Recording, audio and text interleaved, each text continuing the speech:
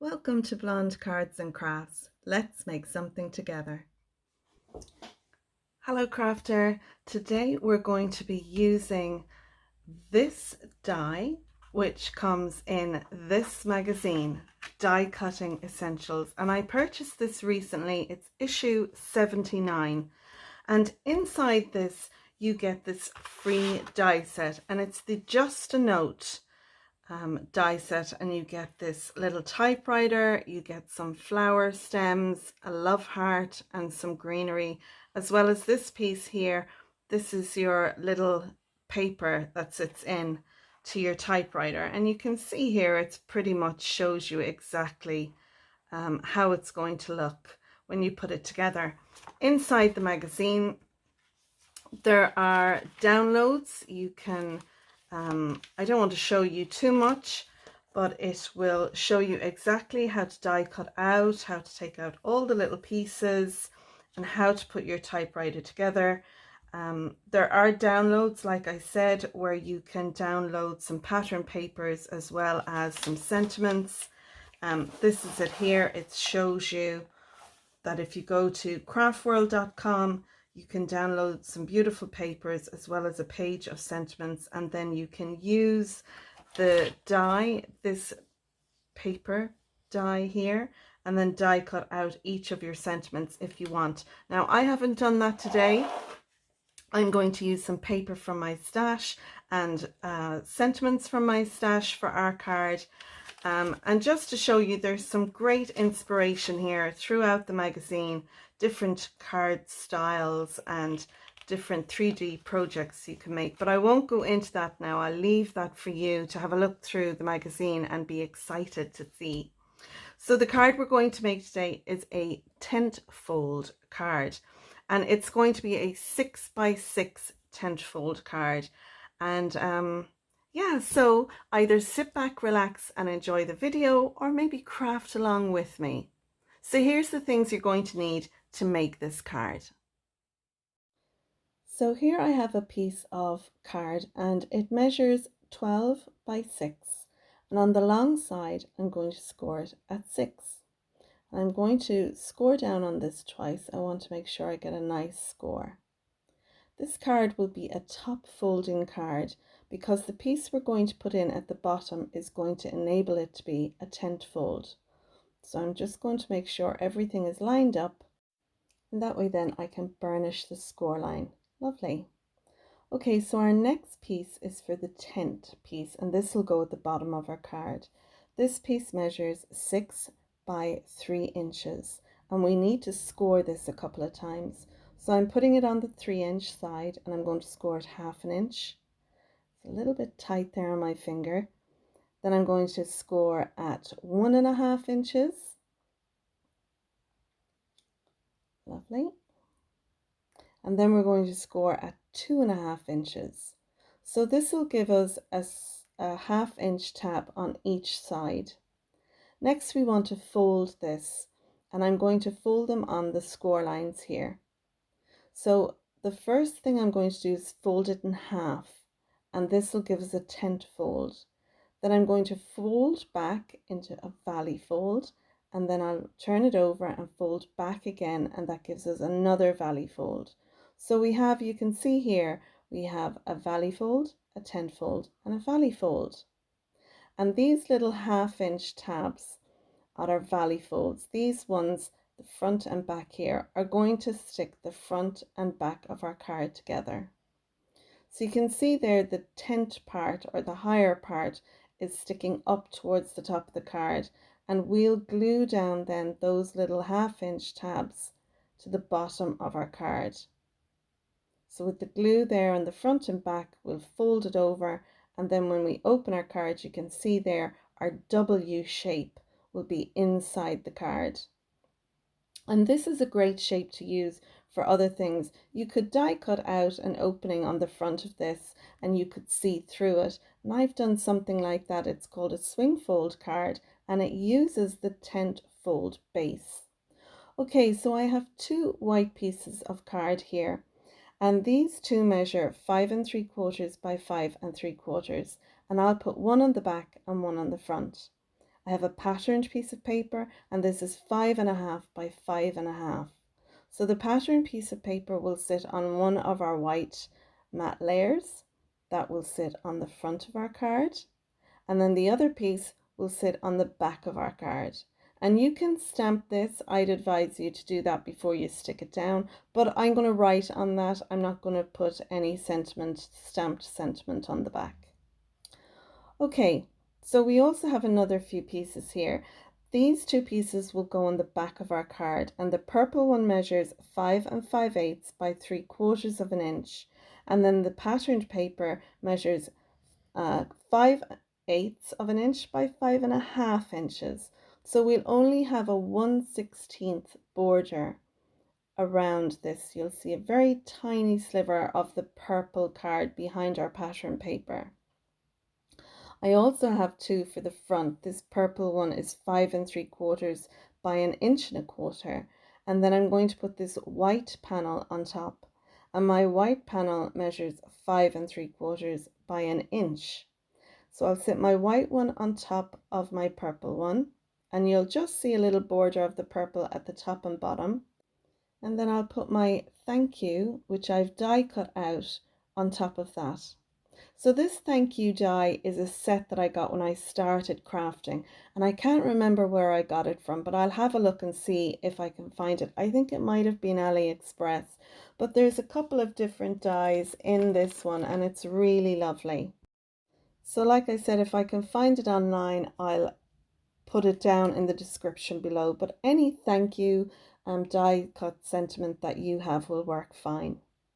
So I've taken the dies of the typewriter, and I've die cut out my typewriter in my silver card, and then I drew around it on my purple card, and I cut out the purple card so it will fit on the back. That way when we look through it, we won't see our pattern paper, we'll see this purple card. And then I die cut in white our little piece of white typing paper, and I'm going to put my sentiment up there. Again, I have another stamp set. I got this around the beginning of when I started crafting. I think it came in a magazine, but I'm going to use that just to say stamp. It kind of looked like typed, and it fit in there nicely. But you can download the sentiments that are available. This is the paper pad that I've used. It's the Secret Garden. I got it from artandhobby.ie here in Ireland, and that's where I got the paper for the front of my card. So now I have the white piece of paper that will be seen in our typewriter. I've taken my stamp, and I'm using my Misty to stamp this sentiment because I wanted to make sure I'd get a nice stamping on this. And I was really lucky using the Versafine Onyx black ink. I only needed to stamp it once. So now I've sped everything up, and we're going to stick everything down. For my mats and layers, I'm using the Collal Glue. I have mentioned before, this is a solvent glue. I find it has very little smell, but when it dries solid hard. It's great for giving a bit of wiggle room. It dries clear, and it's one of my favorites. I love this. So for the mats and layers, I'm going to use the Collal Glue for this. And the little bottle, I decant from a bigger bottle into that little bottle. I'm using the art glitter glue for the quick grab. So for my typewriter and sticking down my tent piece, I'm going to use this. So I'll just dot some glue around the typewriter where I know my purple piece is going to sit on top. And then once that's done, I'm going to take my stamped sentiment just to say. I had a little bit of glue came out there, so I just wiped it with a dry cloth. So I'm just looking at how far down I want that to go. I'm going to put a little bit of glue at the back and pop my piece behind it. And then later on, I'm going to put some foam tape behind that. So now I'll add some of my art glitter glue to my tab, and I'll stick that down on the back, and then I can put some on the front little tab, and then I'll lift up the front of my card and pop that down on top, and that sits nicely there at the bottom of our card. And I'll just give that about 15 or 20 seconds, but you can see there how that'll sit. That's why it looks like a tent and is called a tent fold. Okay, so that's our card base made. Now what we want to do is stick down our lovely little typewriter piece. And as I said, I'm using some foam tape for that. Before I do that, I thought it would be best to stick down these two strips, my white one onto the purple. And you can see there, they're the same length. And then I will stick my purple and white piece down onto the card base. So I'm just having an idea of how far down I want this to come. Lovely. And again, now I'm going to swap to my art glitter glue, and I'm going to put little dots of glue behind my sentiment. It's a fast flowing at the moment, so I was kind of struggling with that a little bit. So I'll pop that down, and this glue dries, it doesn't dry tacky, so if there's any little overspill there, you won't even see it or feel it once it dries. So now I'll take the release paper off my typewriter and the foam at the back. And now you could have that sitting straight or at a jaunty angle. And I'm going for the jaunty angle. So all we have to do now is put our two little strips at the back. And I love to do this because I feel it brings the imagery on the front of the card to the back of our card. And I like to do it as well on an inside of our card. So if our card opened like a normal card, then I would have put this strip on the inside. So I've slowed everything back down now. I'm going to finish off with my Nouveau drops. These are crystal drops. They're called Plum Pudding. I store mine upside down in a nail varnish holder, and I like to give them a little shake before I use them. I test as well to make sure that they're flowing nicely, and I can see there that they are. And it's always a good idea when you do put Nouveau drops down, if you give them a little tap, just like that, it helps to dome over the top. So I'll do that for a finish on the card. Now you see me making these circular movements. I have the nozzle down onto my card. I'm squeezing out a bit, and then as I'm squeezing, I'm lifting up and doing that swirl. And what I'm doing is I'm breaking the strand. I don't want a big long strand of the Nouveau drop coming out and going onto my card. So doing that swirling motion as you're pulling away helps. It makes the drop pointed. So then what we do is we tap the card, and that helps to dome it over. So I hope that helps, that little tip there, but I found that's what works best for me when I'm using the Nouveau drops. So I'm going to take my ink pad and I'm going to use that to tap against, or you can tap against your desk or tabletop, whatever. But I find just tapping it off on the ink pad helps, and you'll see your Nouveau drop will go from having a pointy top to having a domed top. And of course, as it dries, it will dome a little as well. And you want to make sure with this now, when you're leaving it to dry, you need it to leave, a good while for them to dry or to set.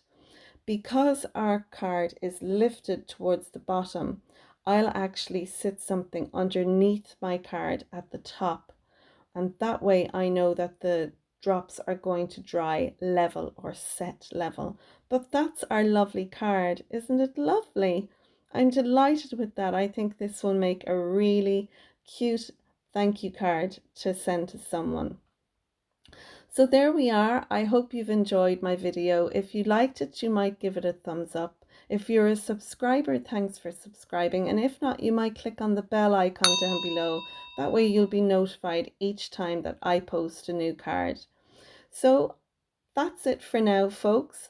Thanks for watching. And until next time, stay safe and bye for now.